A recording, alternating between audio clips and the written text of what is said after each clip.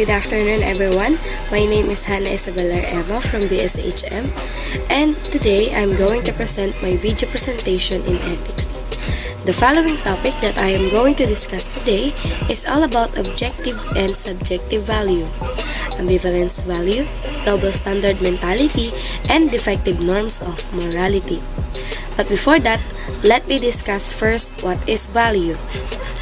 Values are individual beliefs that motivates people to act one way or another. They serve as a guide for human behavior. Generally, people are predisposed to adopt the values that they are raised with. People also tend to believe that those values are right because they are the values of their particular culture. And now, let's proceed to the main topic of our lesson. Objective values. When people discuss morality, they often mean by the term objective value a property that is intrinsic to that which is being evaluated that gives it value independent of its relationship to anything else. In particular, it has a value independent of any relationship to what people may want or believe. For example, in the picture, if I said that dog is black, you can't say it is white because there's no proof that the dog is black. Objective values is based on facts and evidence. Another example, if there's a man caught on act robbing the house, therefore, you can conclude that he is a thief. Next is subjective value. The concept of subjective value is that each individual has their own preferences for objects or actions. This concept is applied by economists to understand the behavior and operates behind the scenes of observed behavior. For example, in the picture, the two people is on the different side. One is in the upper side and the other one is in the lower side. They are both looking in the number and they are arguing if it's 6 or 9.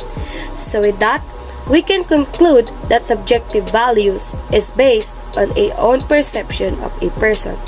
That's why it said on the picture, it's just because you are right does not mean I am wrong. Another example is me and MJ is arguing because of one person. MJ keep on saying that the person he is talking about is bad because he experienced bad treatment from that person. But in my case, I keep on defending that person because that person treating me right. So now let's compare the two. The objective means to recognize the fact that reality exists independent of any perceiver's consciousness, while subjectivism is the belief that reality is not absolute but may be altered in whole or in part by the consciousness of perceiver according to his feelings or wishes.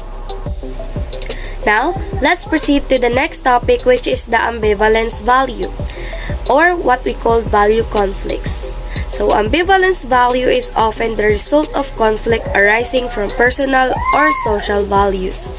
Different cultures and individuals within them have different values surrounding race, ethnicity, nationality, class, religion or beliefs, sex, sexual orientation, gender identity, age, and health status. For example, in the picture, just to save their marriage, they keep doing the white lies to each other. They pretending that both of them has a good physical appearance just for them to be happy, keep the love, and not to offend each other. The next one is morality ambivalence. Moral ambivalence is the experience of simultaneous feelings or moral approval and moral disapproval about the same choice, action, or policy. And for us to be more familiar what is ambivalence value, let's discuss the ambivalence of Filipino traits and value. First one is the bahala na. Negative. Bahala na is one of the negative value that Filipino has because it can cause wrong outcome. If we are always using it as a reason in making decisions, there's a lot of possibility that we will regret it. On the other side, positive effect is sometimes doing bahala na moments is quite positive because we are ready to take a risk whatever the consequences we might encounter. The second one is patigasan. The negative effect of patigasan can cause a lot of trouble. Instead of expressing give and take, it is always give or always take. While the positive effect is sometimes it's quite positive because you are not letting anyone to degrade your human rights. The third one is hiya. We cannot remove it in our values, especially when there is someone we don't know, and yet you need to communicate with. It is negative because we sometimes missing the chance to out in our own boxes. While in positive side, it is sometimes positive because we are just avoid to accept harsh words such as kapal ng muka, and also having a shyness can result a lot of realizations. The fourth one is utang na loob. The negative effect of it is this value is very common in every Filipino. When there is someone who make good thing to you, that person you won't forget to give that because your mindset is fixed to, oh, that person did that to me, and etc. While the positive effect of it is sometimes positive because we know how to give importance to a person who did a lot of good things to us. And the last one is kasi. The negative of it is this is what we call pangangatwiran, which is sometimes good and bad. We are using kasi for defending ourselves, but sometimes it is unreasonable or lies. But on the other side, also it is quite positive because having pangangatwiran is expressing courage to raise your voice if you notice that there is wrong in every situation. And now, let's discuss the double standard mentality. Double standard mentality is an ethical or moral code or set of principles containing different provisions for one group of people than for another. A double standard is a code or policy that favors one group or person over another. It's like having a rule that applies some people one way and another way to others. For example, in the picture, the girl judged the man by its look. When the handsome man said that she is good looking, it is a compliment for her. But when the fat and not so handsome man said that she is good looking, she concluded that it is harassment. At isa pang example ay yung ayaw mo sa chismosa pero ikaw rin ay isang ganap na chismosa. And for the last topic, let me discuss the 7 defective norms of morality, and that are 1. Hedonism, 2. Utilitarianism, 3. Moral relativism, 4. Moral positivism, 5. Moral evolutionism, 6. Moral sensism, and 7 is the communism. So number 1 is hedonism, an ethical theory which holds the supreme end of man consists in the acquisition of pleasure, and that action are good or bad according to whether they give or do not give worldly pleasure or temporal happiness to man. In this view, therefore, morality is based on grounded on pleasure or satisfaction that act brings. Good action is equal to pleasant action, and bad action is equal to pain.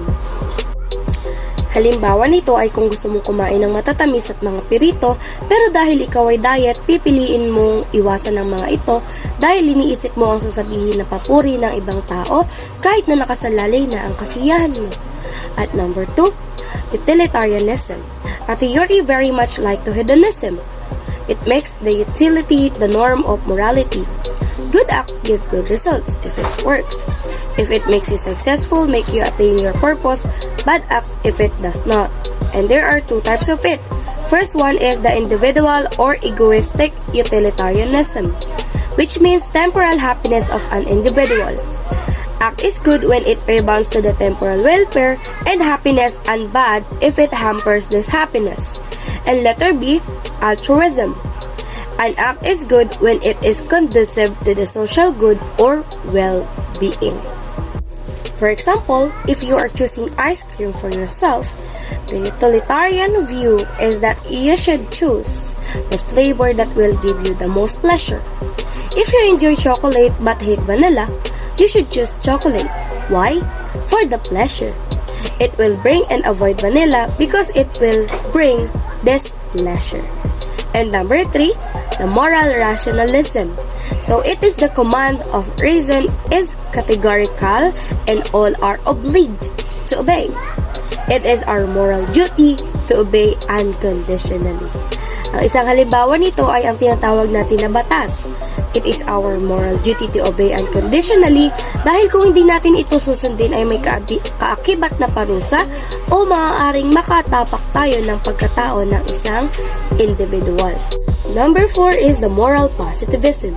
In general, this theory holds that the basis or source of all moral laws is the laws of the state. Good is which is in accordance with the laws of the state, but bad is that which is forbidden by the state. Just look at the picture. We all know that abortion is a big mistake that we can commit in our life. Why? Because it's already killing, and it's not just a killing, but we can kill an innocent someone. But for their culture, even though the abortion is wrong, it gives them satisfaction and positivity. The next one is moral evolutionism. This theory holds that morality is never fixed nor absolute but is continually changing and evolving gradually into a perfect morality. It is the application of the theory of biological evolution of morals. Friedrich Nietzsche, a German philosopher, believed that morality, the distinction between right or wrong, did not exist in the beginning. Good is that which anybody desired. The belief of moral teaching of Christians on mercy, pity, suffering, poverty, forgiveness, and love glorified and favored the weak and produced weaklings according to this philosopher. For example, nasa huli ang pagsisisi. We cannot see the result at the beginning, but we can figure out the future. But because you express your eagerness to do something that you didn't plan well, you just regret it at the end. And the next one is the moral sensism.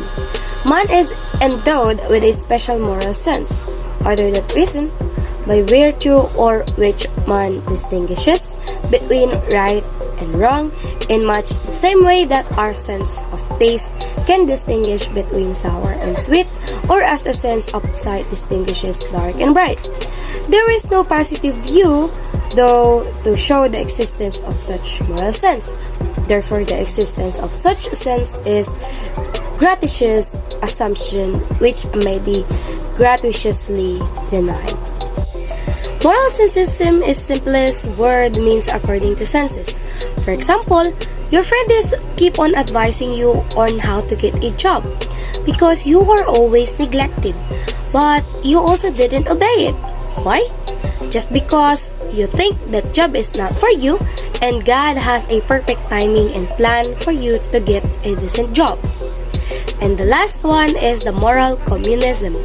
The moral philosophy of communism is the logical consequence of its metaphysics or view of reality known as dialectic materialism.